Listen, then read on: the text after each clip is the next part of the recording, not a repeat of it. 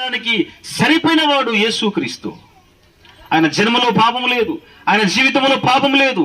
ఆయన కీర్తి దేశ దేశాలలో అతడు ప్రేమ స్వరూపి, శత్రువులను ప్రేమించిన వాడు, ఒక చెంప కొడితే మరో చెంప తిప్పమన్నవాడు, చెప్పడమే కాదు చేసి చూపించిన వాడు యేసుక్రీస్తు ప్రభుల వారు.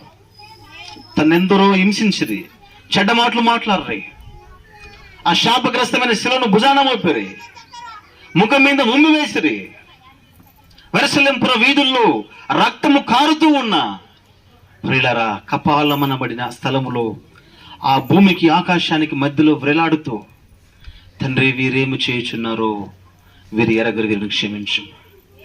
ఇంత గొప్ప మాటలు పలికిన వాడు మన ప్రభువైన యేసుక్రీస్తు.